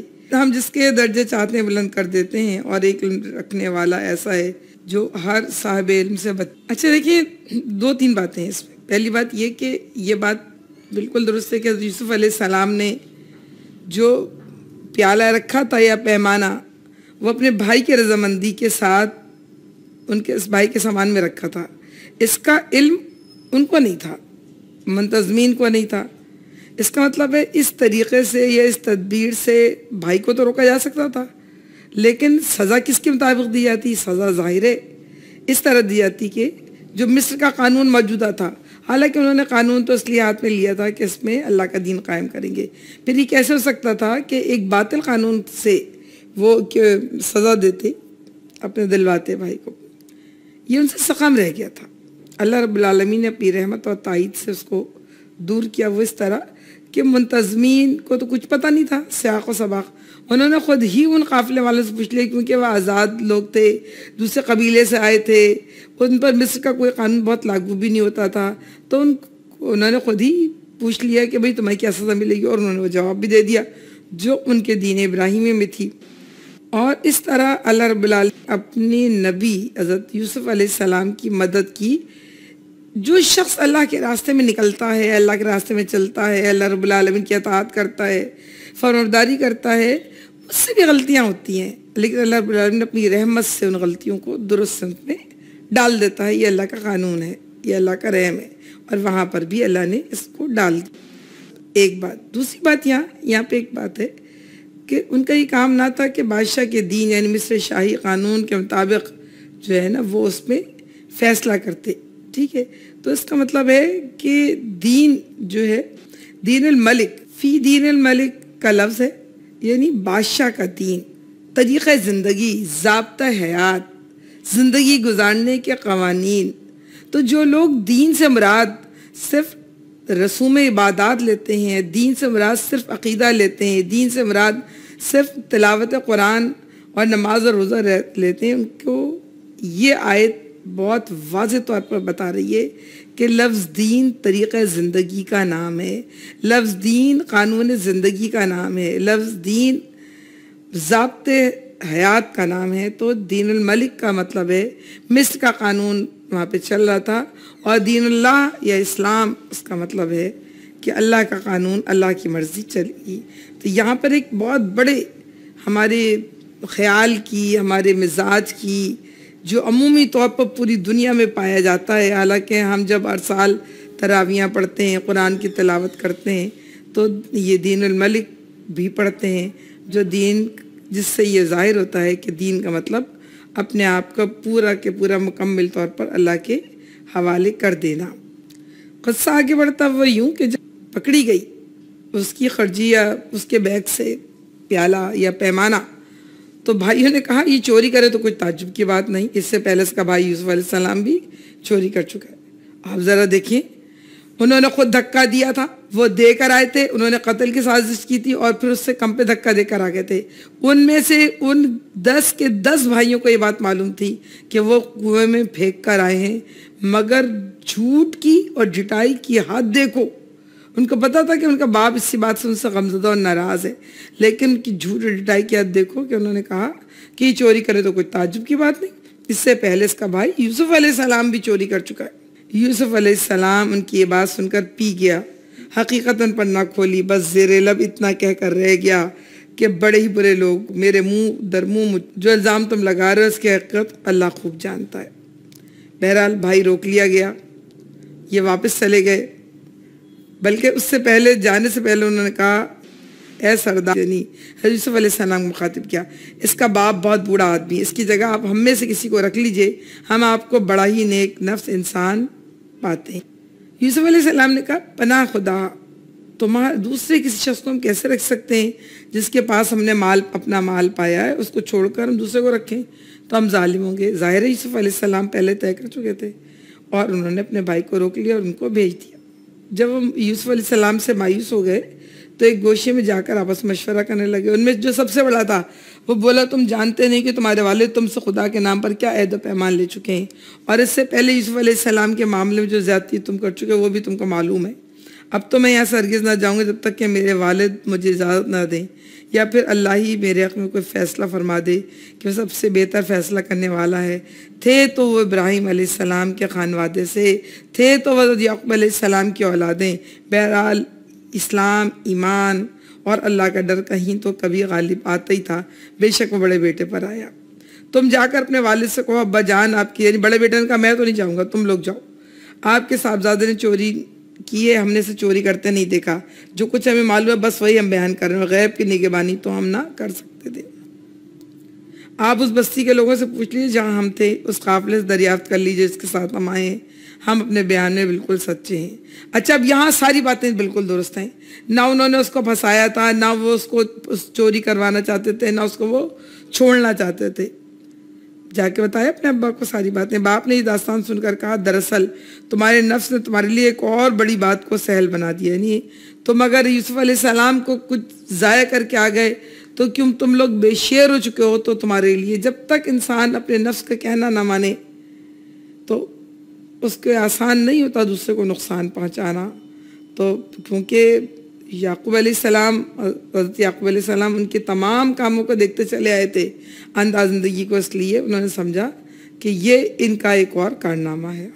اچھا اس پر بھی صبر کروں گا، بخوبی کروں گا، کیا بعید ہے کہ اللہ ان سب کو مجھ سے لا ملائے، وہ سب کچھ جانتا ہے، اس کے سب کام حکمت پر مبنی ہے۔ یعنی اب اللہ رب العالمین ایک نبی کی زبان سے پھر یہ کہلوا رہا ہے، یعنی نا جب تک انہوں نے اتنا دن ہو گئے تھے یوسف علیہ السلام کو دور ہوئے ان سے، لیکن ان کو یہ امید تھی کہ نہیں وہ اللہ نے اس کو چنا ہے اپنے کام کے لیے تو کہیں نہ کہیں اس کو خود ہی محفوظ رکھے گا۔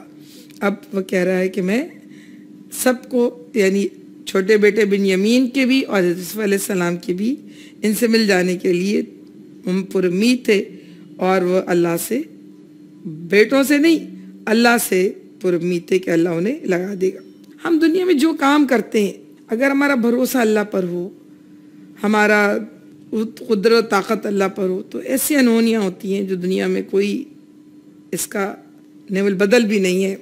مجھے کوئی واقعہ سنا رہا تھا کہ جو بھی یہ افغانستان اور روس کی لڑائی تھی تو کسی شاید غالباً مجاہدین کو پکڑا ہوگا، تو وہ جو روسی کرنل جنرل جو بھی تھا، یہ بریگیڈیئر آئی ڈونٹ نو، اس نے کہا پورے اتنے مضبوط ٹینک کیسے تباہ کر دیتے ہو؟ میں نے کہا ہم تو ایک کنکر مارتے ہیں اس سے تباہ ہو جاتا ہے۔ تو اس نے کہا میں تباہ کر کے دکھاؤں؟ اس نے کہا دکھاؤ۔ اس نے پتھر مار، دعائیں وائیں پڑھی، پڑھ کر پھینک دیا، اس نے پھینک دیا تو وہ تباہ ہو گیا۔ بریگیڈیئر تھا غالباً، سارے جو اپنے وہ یونیفارم پہ ان کے اسٹار وغیرہ ہوتے ہیں سب اتار کے رکھ دیا۔ اس نے کہا میں کلمہ پڑھتا ہوں، میں مسلمان ہونا چاہتا ہوں۔ امید، یقین ایسی جگہ سے مدد کرتی ہے انسانوں کی جہاں سے کوئی بھی، اور اللہ پہ بھروسہ، یہ بڑی بات ہے۔ تو بات یہ ہے کہ جب اللہ پہ بھروسہ کرتا ہے جو، تو اللہ اس کو غیب سے مدد کرتا ہے۔ بعید ہے کہ اللہ، ان کو اتنے سال گزر گئے تھے، آپ دیکھیے 17 سال کے تھے اور اب آپ 37-38 سال کے ہو گئے ہوں گے، 10-12 سال ہو گئے تھے، یعنی 40-42 سال کے حضرت یوسف علیہ السلام ہو گئے۔ خود وہ کس بڑھاپے کی سرحد پہ پہنچ چکے ہوں گے جن کا بیٹا 42 سال کا، لیکن ان کو امید تھی کہ اللہ اپنی رحمت سے جب چاہے گا، جیسے چاہے گا، جہاں سے چاہے گا، وَيَرْزُقُهُ مِنْ حَيْثُ لَا يَحْتَسِبُ، اس کو ایسی جگہ سے رزق دیتا ہے جہاں سے انسان کا گمان بھی نہیں ہوتا۔ اللہ کے سب کام حکمت پر مبنی ہے، یہ ایک نبی کے الفاظ ہیں۔ پھر وہ ان کی طرف منہ پھیر کر بیٹھ گیا، کن کی طرف؟ اپنے اولاد کی طرف سے، یعنی بس ناراض، اور کہنے لگا ہائے یوسف، وہ دل میں غم سے گھٹا جا رہا تھا، اس کی آنکھیں سفید پڑ گئی تھی، یعنی بہت رو رو کے ہم کہتے ہیں نا آنکھیں سفید ہو گئیں بڑھاپے سے، کمزوری سے، غم سے۔ بیٹوں نے کہا خدا را آپ تو بس یوسف علیہ السلام ہی کو یاد کیے جاتے ہیں، نوبت یہ آ گئی کہ اس کے غم میں اپنے آپ کو بلا دیں گے، اپنی جان ہلا کر ڈالیں گے۔ ظاہر ہے بہت غمزدہ ہوتے تھے تو بیٹوں کو غصہ آتا تھا، وہ ان کو روکتے تھے اور ان کو بڑا غصہ آتا تھا۔ ہم تو یوسف کو اس لیے الگ کیا علیہ السلام کہ یہ ابا ہماری طرف دیکھیں، ابا کو تو اس محبت کو آپ دیکھیں۔ ایک اور قانون، ایک اور کلیہ، ہم سمجھتے ہیں فلاں کام کر لینے سے فلاں مسئلہ حل ہو جائے گا، اگر وہ کام خلاف سنت ہے، خلاف شرع ہے، خلاف اللہ کی اطاعت ہے تو جان لیجیے مسئلہ حل نہیں ہوگا، مسئلہ بڑھ جائے گا۔ انہوں نے یوسف علیہ السلام کو اس لیے ہٹایا تھا کہ ان کو اپنے باپ کی توجہ ملے، باپ کی توجہ یوسف علیہ السلام کی طرف نہ ہوتے ہوئے پوری توجہ ان کی طرف کھنچ گئی، اور جو ان کی خدمت کرنے والے بیٹے، ان کی مدد کرنے والے بیٹے، ان کی طرف توجہ کم سے کم ہوتی چلی گئی۔ اس نے کہا میں اپنی پریشانی، یعنی حضرت یعقوب علیہ السلام نے کہا میں اپنی پریشانی اور اپنے غم کی فریاد اللہ کے سوا کسی سے نہیں کرتا، اور اللہ سے جیسا میں واقف ہوں تم نہیں ہو۔ میرے بچوں جا کر یوسف علیہ السلام اس کے بھائی کی کچھ ٹو لگاؤ، اللہ کی رحمت سے مایوس نہ ہو، اس کی رحمت سے تو بس کافر ہی مایوس ہوا کرتے ہیں۔ یعنی اگر تم سچے ہو، تم نے یوسف علیہ السلام کوئی نقصان نہیں پہنچایا تو جاؤ ڈھونڈو، کہیں نہ کہیں وہ ہوگا۔ وہ دکھا چکے تھے اس کا قمیض خون لگا ہوا، لیکن ان کو پتا تھا بیٹے بیان دے چکے ہیں کہ یوسف علیہ السلام قتل کیا چکے ہیں، مگر ان کو پتا تھا کہ وہ بیان غلط تھا، جھوٹا تھا، اس لیے وہ کہہ رہے ہیں جاؤ پچھلی باتیں چھوڑو اور جاؤ دونوں بھائیوں کو ڈھونڈنے کی کوشش کرو۔ جب یہ لوگ مصر جا کر یوسف علیہ السلام کی پیشی میں داخل ہوئے تو انہوں نے کہا اے سردار با اقتدار، ہم ہمارے اہل ویال سخت مصیبت میں مبتلا ہیں، ہم کچھ حقیر سی پونجی لے کر آئے، اب ہمیں بھرپور غلہ عنایت فرمائیں اور ہم کو خیرات دیں، اللہ خیرات کرنے والوں کو جزا دیتا ہے۔ خیرات ظاہر ہے اس چیز کو کہتے ہیں جو کسی چیز کے بدلے میں نہیں دی جاتی، یعنی خرید و فروخت نہیں ہے بلکہ اللہ کے راستے میں صدقہ جو اس کو ہم کہتے ہیں، خیرات بھی کہتے ہیں، وہ دے دیں ہمیں۔ یہ سن کر یوسف علیہ السلام سے رہا نہیں گیا، اس نے کہا تمہیں کچھ یہ بھی معلوم ہے کہ تم نے یوسف علیہ السلام اس کے بھائی کے ساتھ کیا کیا تھا جبکہ تم نادان تھے؟ ایک اور قانون، ایک اور کلیہ، ایک اور ضابطہ، ایک اور نصیحت یا ایک اور قرینہ ہمیں پتہ چلتا ہے، وہ کیا کہ یوسف علیہ السلام ان کو تنبیہ کر رہے ہیں، لیکن کیا کہہ رہے ہیں جبکہ تم نادان تھے۔ یہ نہیں کہہ رہے تم ظالم تھے، یہ نہیں کہہ رہے تم نے کیا کیا تھا، بلکہ بتا رہے ہیں کہ تم نادان تھے۔ وہ چونک کر بولے کیا تم یوسف علیہ السلام؟ اس نے کہا ہاں میں یوسف علیہ السلام ہوں اور یہ میرا بھائی ہے، اللہ نے ہم پر احسان فرمایا۔ حقیقت یہ ہے کہ اگر کوئی تقوی اور صبر سے کام لے تو اللہ کیا ایسے نیک لوگوں کا اجر مارا نہیں جاتا۔ یہ نصیحت کس کو ہے؟ ان قاتل ظالم بھائیوں کو جو اندھے کنویں میں گرا کر اور اس سے بے پرواہ ہو کر وہاں سے چھوڑ کے چلے گئے تھے۔ اور یہی نصیحت آج کے لیے بھی ہے، تقوی اور صبر اور مسلسل جد و جہد اور اللہ پر بھروسہ ہر مشکل سے نکلنے میں معاون و مددگار ہوتا ہے۔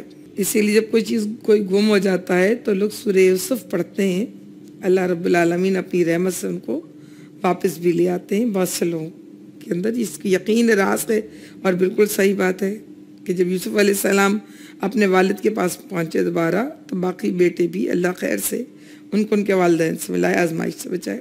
انہوں نے کہا بخدا تم کو اللہ نے ہم پر فضیلت بخشی اور واقعی ہم خطا کار تھے۔ کیسا محسوس ہوگا نا اس بھائی کو جاؤ جلال عزت و قدر کے ساتھ بیٹھے ہوئے دیکھ کر۔ ظاہر ہے اس وقت شرمندہ ہونا ہی تھا اور اقرار کرنا ہی تھا۔ قال لا تثریب علیکم اليوم، کہا جس نے جواب دیا تم پر آج کوئی گرفت نہیں ہے، یغفر اللہ لکم، اللہ تمہیں معاف کرے، وہو ارحم الراحمین، وہ سب سے بڑھ کر رحم فرمانے والا ہے۔ دیکھیں اتنا ہم تڑپتے ہیں، ہم بھی بہت سارے لوگوں سے بڑے شاکی ہوتے ہیں، دل چاہتا ہے کبھی ہمارے قابو میں آ جائیں تو ان کا ایسا حشر کریں کہ یہ یاد رکھیں۔ اللہ رب العالمین بتا رہا ہے ایک نبی کی شان، ایک داعی اللہ کا اسوہ، ایک رب کی براہ راست نگرانی میں چلنے والوں کا انداز قرینہ کیا ہے کہ جب سب کچھ قابو پا لیں تو اس کے بعد وہ کہیں کہ لا تثریب علیکم اليوم، آج تم پر کوئی گرفت نہیں ہے۔ اذهبوا بقمیصی، لے جاؤ میری قمیض، ھذا فالقوہ علی وجہ ابیات بصیرا، اور جب تم اس کو میرے ابا کے منہ پہ ڈالو گے تو ان کی بینائی پلٹ آئے گی، اور اپنے جاؤ واتونی بِأَهْلِكُمْ اجمعین، جاؤ اپنے سارے اہل ویال کو لے کر، تم سب ظاہر بات اتنا وقت گزر گیا، سب بھائی بچوں والے تھے، بیوی بچوں والے تھے، ان سب کو لے کر میرے پاس۔ جب یہ قافلہ مصر سے روانہ ہوا تو ان کے باپ نے کنعان میں کہا میں یوسف علیہ السلام کی خوشبو محسوس کر رہا ہوں، تم لوگ کہیں یہ نہ کہنے لگو کہ بڑھاپے میں سٹیا گیا ہوں۔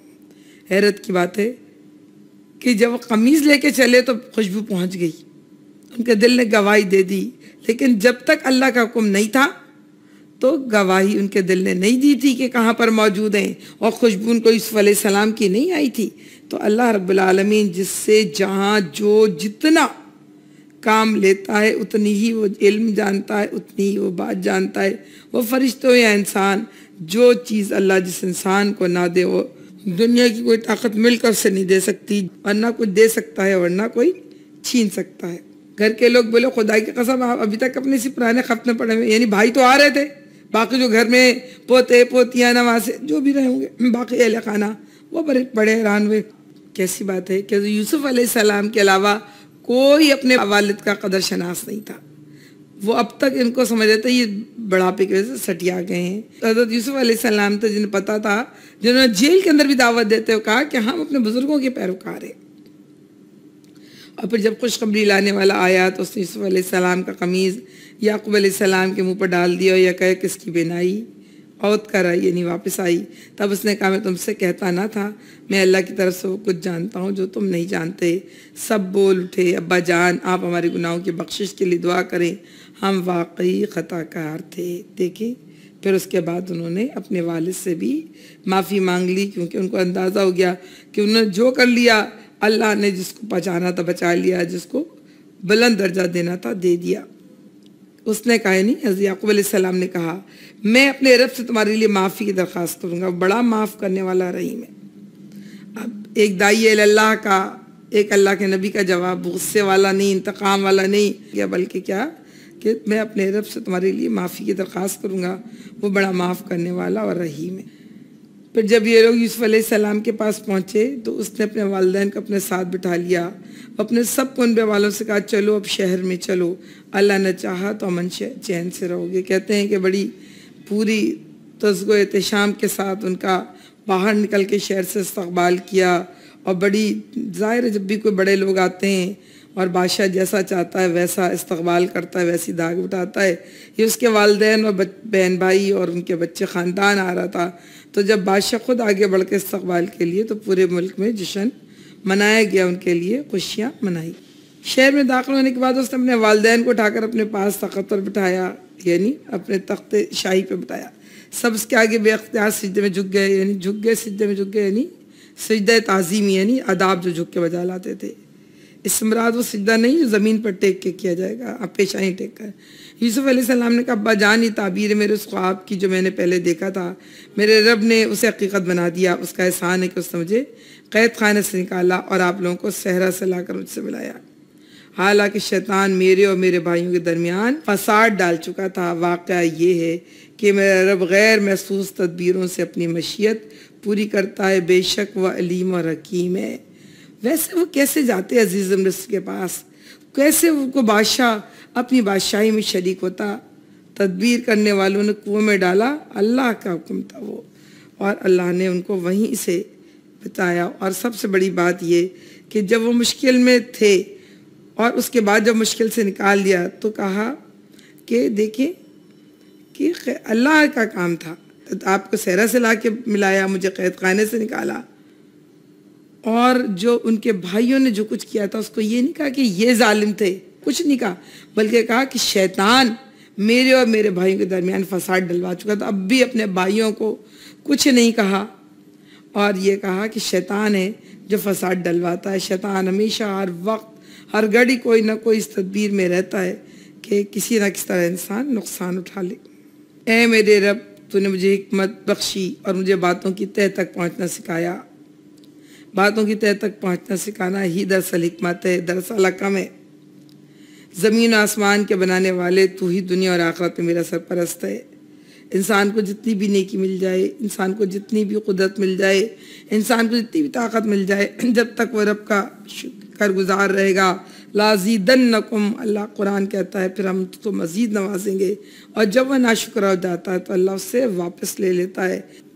اللہ یوسف علیہ السلام کا قصہ مکمل کرتے ہوئے یوسف علیہ السلام کے منہ سے یہ بات نکلوا رہا ہے کہ زمین و آسمان کے بنانے والے تو ہی دنیا اور آخرت میں میرا سرپرست ہے. میرا خاتمہ اسلام پر کر اور انجام کار مجھے صالحین کے ساتھ ملا. یعنی یہ وہ فقرے تو جو یوسف علیہ السلام کی زبان سے نکلے تھے، اور ہمارے سامنے ایک سچے مومن کی سیرت کا عجیب و غریب اور دلکش ترین نمونہ یہ آیتیں پیش کرتی ہیں. خاندان کا ایک فرد جس کو خود اس کے بھائیوں نے حسد سے ہلاک کر دینا چاہا، زندگی کے نشے و فراز دیکھتا ہوا بالاخر دنیاوی عروج پر پہنچ جاتا ہے، اور اس کے تخت شاہی کے سامنے سڈنگو کھڑے ہیں اس کے تخت. یہ موقع دنیا کے حساب سے بڑا قابل فخر ہے. اپنے بہترین اخلاق کا مظاہرہ، اللہ کے احسان کا اعتراف کیا، اور خاندان والوں کے ظلم و ستم پر کوئی ان کو ملامت نہیں کی، اور اللہ کا شکر یہ ادا کیا کہ اللہ نے دوبارہ بہن بھائیوں سے ملا دیا، ان کو طاقت دی، ان کو قوت دی، اور انہوں نے اپنی طاقت اور قوت کو استعمال کیا. کس کے لیے استعمال کیا؟ دنیا کے اندر اسلام پھیلانے کے لیے. یوسف علیہ السلام کا قصہ یہاں پر مکمل ہوا. ہم ذرا آگے بڑھتے ہیں، دیکھیں فیصلہ رب ایک طرف انسانی تدابیر ہیں. آپ دیکھیں پہلے انسان کی تدبیر کیا تھی کہ بھائی کو کنویں میں پھینک کر اپنے کانٹے کو ہمیشہ کے لیے ہٹا رہے تھے. اللہ کا فیصلہ کیا تھا کہ بام عروج کی یہ پہلی سیڑھی تھی. ٹھیک ہے، عزیز مصر کی بیوی یوسف علیہ السلام کو قید خانے میں بھجوا کر کیا کر رہی تھی؟ انتقام لے رہی تھی اپنے تئی. دراصل وہ سلطنت کے تخت و تاج تک پہنچنے کا اللہ نے اس کے لیے وہی ان کے لیے راستہ بنایا تھا. دیکھیں انسانوں کے مقاصد بھی ناپاک تھے اور ان کی تدابیر بھی بہت ٹیڑھی تھیں، چاہے وہ بھائی ہوں، چاہے حکام مصر کی عورتیں ہوں، چاہے عزیز مصر کی عورت ہو. ان کے حصے میں کیا آیا؟ ذلت اور رسوائی.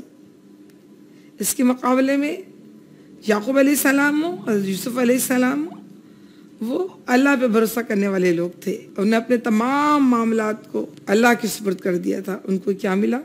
دنیا اور آخرت دونوں کی کامیابی ملی.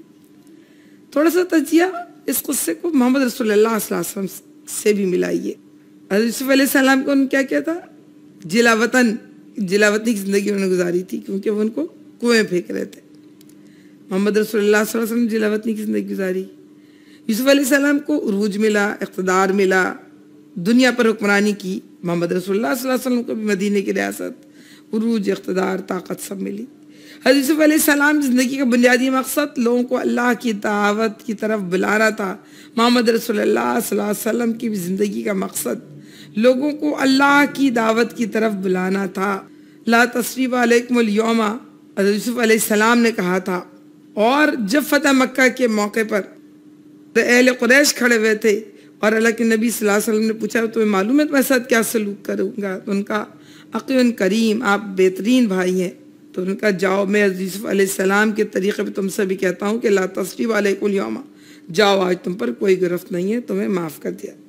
مومن اپنی قوت کے زمانے میں، اپنی طاقت کے زمانے میں انکساری دکھاتا ہے، اور اپنی مشکل کے زمانے میں صبر کرتا ہے، اور اپنی دعوت اللہ پہنچانے کا کوئی موقع ہاتھ سے نہیں جانے دیتا ہے.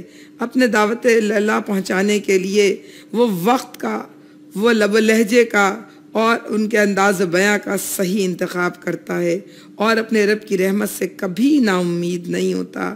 یہی پیغام تھا قصہ یوسف علیہ السلام میں. اب آگے مسلمانوں کو ہدایات ہیں، آئیے ہم بڑھتے ہیں.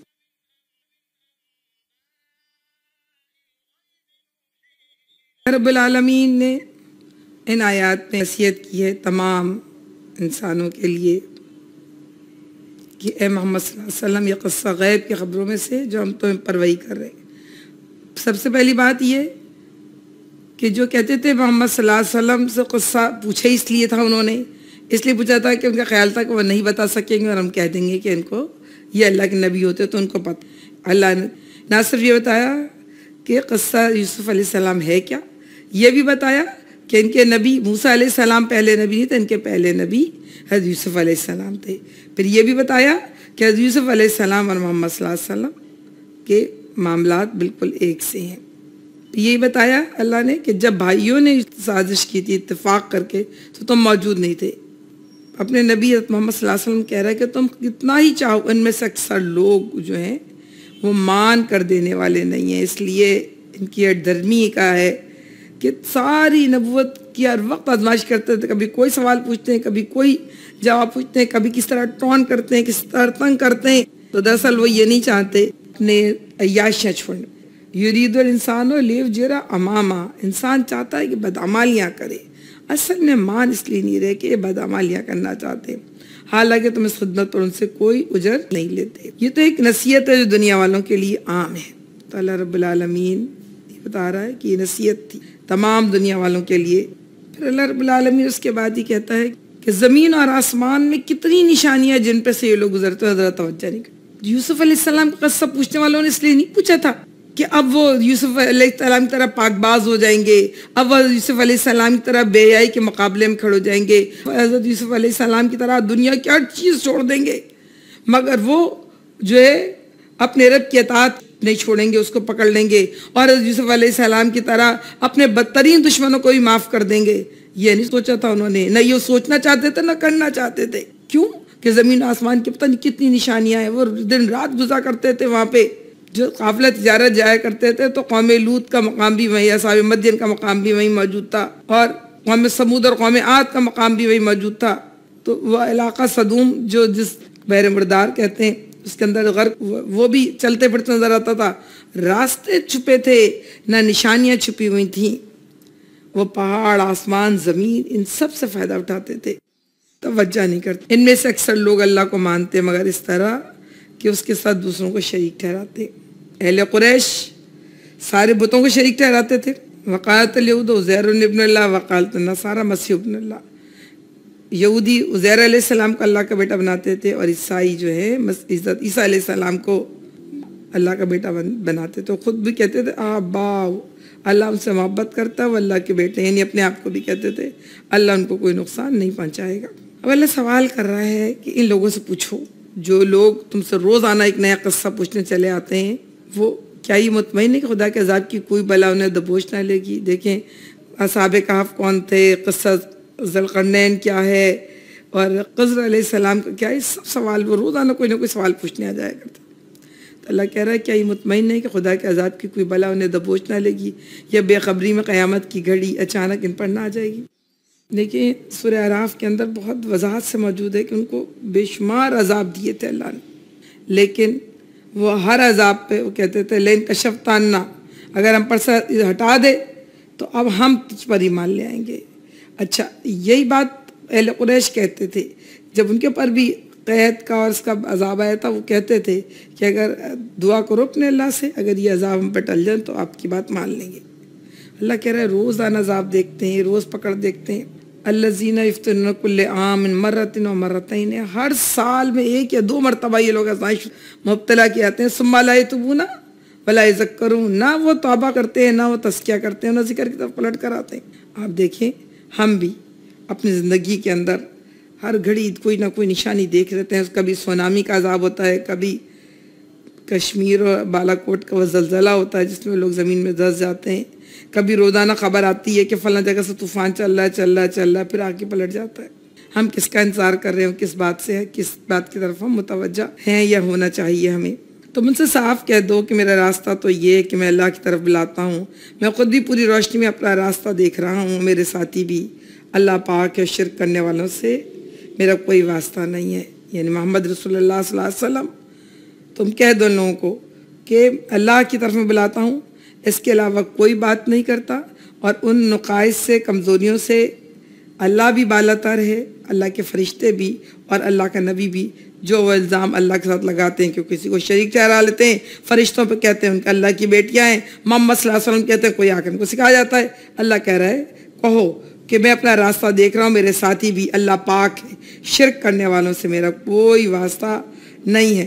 اے محمد صلی اللہ علیہ وسلم, تم سے پہلے ہم نے جو پیغمبر بھیجے تھے وہ سب بھی انسان ہی تھے. وہ کہتے تھے, یہودی سوال کرواتے تھے, عیسائی سوال کرواتے تھے, حالانکہ ان کے نبی پیغمبر تھے, ان کے نبی بھی کھانا کھاتے تھے, ان کے نبیوں کو بھی انتقال ہوا تھا, یا اپنے طور پہ ایک کو تو پھانسی پہ چڑھایا.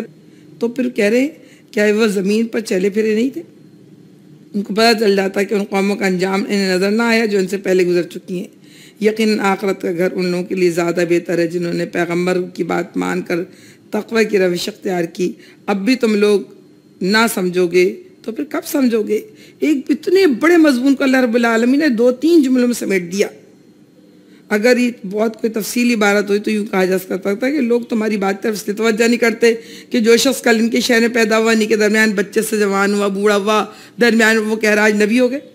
تو دنیا میں پہلی مرتبہ انہی کو سابقہ پیش آئے، اس سے پہلے بھی خدا اپنے نبی بھیج چکا ہے۔ وہ سب بھی انسانی تھے، پھر یہ کبھی نہیں ہوا کہ اچانک ایک اجنبی شخص کسی شہر میں نمودار ہو گیا ہو اور اس نے کہا کہ پیغمبر بنا کے بھیجے، بلکہ جو لوگ بھی نبی بنائے گئے وہ انہی کے درمیان پیدا ہوئے، وہیں پلے، وہیں بڑے، وہیں ان کا خاندان تھا۔ یہ کوئی نئی بات نہیں تھی۔ ابراہیم علیہ السلام، اسماعیل علیہ السلام، اسحاق علیہ السلام، یعقوب علیہ السلام، ایوب علیہ السلام، موسیٰ علیہ السلام، ہارون علیہ السلام، اور ان کی جتنے ان کے کتابوں میں ذکر آتا ہے، یرمیہ نبی کا ذکر آتا ہے اور آموس نبی کا ذکر آتا ہے، زکریا نبی کا ذکر آتا ہے، سارے لوگ بھی انہی کے درمیان تھے۔ اور صرف یہ بھی کہ چلنے والے اسلام پہ بہت تھوڑے ہوتے ہیں۔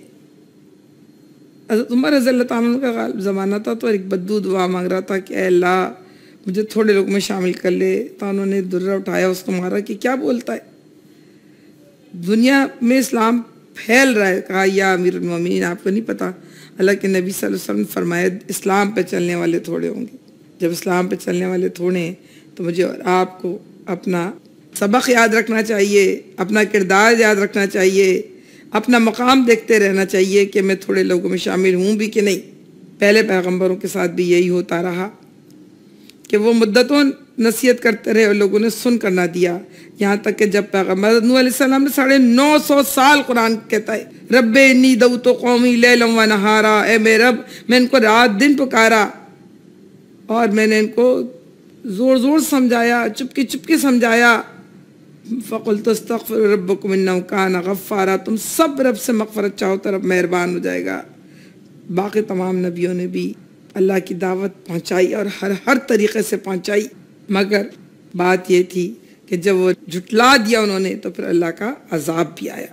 جب نبی آ جائے تو حجت تمام ہو جاتی ہے، اور اگر لوگ نبی کو جھٹلا دیں تو ان کو عذاب سے کوئی بچا نہیں سکتا۔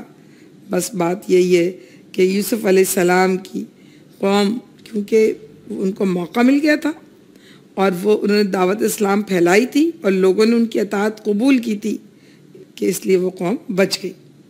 اگلے لوگوں کے ان قصوں میں عقل و ہوش رکھنے والوں کے لیے عبرت ہے۔ یہ جو کچھ قرآن میں بیان کیا جا رہا ہے یہ بناوٹی باتیں نہیں ہیں، بلکہ جو کتابیں اس سے پہلے آئی ہوئی ہیں انہی کی تصدیق ہے، اور ہر چیز کی تفصیل اور ایمان لانے والوں کے لیے ہدایت اور رحمت ہے۔ اللہ رب العالمین نے بتا رہا ہے سورہ نساء میں، جو اللہ کو مانے گا اور رسول کو نہیں مانے گا وہ بھی کافر ہے۔ جو اللہ کو مانے گا اور رسول میں سے کسی کو مانے گا کسی کو نہیں مانے گا وہ بھی کافر ہے۔ تو اور جو اللہ کو اور رسول کو دونوں کو نہیں مانے گا وہ بھی کافر۔ 3 درجے ہوتے ہیں اور تینوں اللہ کے نزدیک برابر ہیں۔ تو جو لوگ کسی نبی کو مان رہے، یعنی کوئی موسیٰ علیہ السلام کا پیروکار ہے، کوئی یوسف علیہ السلام کا پیروکار ہے، کوئی ابراہیم علیہ السلام کو اپنا بزرگ مان رہا ہے، کوئی اسماعیل علیہ السلام کو مان رہا ہے، کوئی اسحاق علیہ السلام کو مان رہا ہے، تو اور کوئی کہہ رہا ہے کہ جو محمد صلی اللہ علیہ وسلم کو نہیں مان رہا، اس کا مطلب ہے وہ سب کے سب اللہ کے نزدیک کافر ہیں، نقصان میں۔ اور یہ وہ قرآن میں جو کچھ بیان کیا جا رہا ہے یہ بناوٹی باتیں نہیں ہیں، بلکہ جو کتابیں اس سے پہلے آئی ہوئی ہیں انہی کی تصدیق ہے، ہر چیز کی تفصیل اور ایمان لانے والوں کے لیے ہدایت اور رحمت۔ بات تو ختم کریں اگر تو جو آخری 2-4 جملے بنیں گے وہ یہ کہ ہمیں ہٹ دھرمی سے بچنا چاہیے۔ قرآن کہتا ہے ہٹ دھرمی سے بچو۔ دوسری بات قرآن کہتا ہے کھلے دل سے بات سنو، ہر وقت تعصب کی اینک چڑھا کے بات مت سنا کرو۔ جب اسلام قرآن تمہیں بات سنائے تو سنو تاکہ تمہارے لیے راستہ ملے۔ اور جو لوگ فرصت زندگی کو دراز سمجھ کر کرنے کے کام کو کل پر ڈال دیتے ہیں ان کو مواقع نہیں ملتے۔ آج کو آج سمجھو، جو آج ہے وہ آج ہے اور جو کل ہے وہ کل ہے۔ آج کی گارنٹی ہے کہ میں موجود ہوں، میں کام کر رہی ہوں، میں کھا رہی ہوں، میرے پاس پیسہ ہے، میرے پاس جسم ہے، میرے پاس طاقت ہے۔ کل کی کوئی گارنٹی نہیں ہے کہ اس میں سے کیا چیز رہے گی اور کیا چیز نہیں رہے گی۔ اللہ رب العالمین مجھے اور آپ کو ہٹ دھرمی سے بچنے والا بنائے۔ اللہ رب العالمین ہمارے دلوں کو کھول دے اور ہم سب سے آج کے وقت میں اپنی ذمہ داریوں کو، جو رب کی اطاعت کی ذمہ داری ہے، جو رب کی دعوت پہنچا دینے کی ذمہ داری ہے، جو رب کے پیغام پر کھڑا ہو جانے کی ذمہ داری ہے، اس ذمہ داری کو پورا کرنے والا بنائے۔ سبحانک اللہم و بحمدک، نشہد ان لا الہ الا اللہ و نستغفرک و نتوب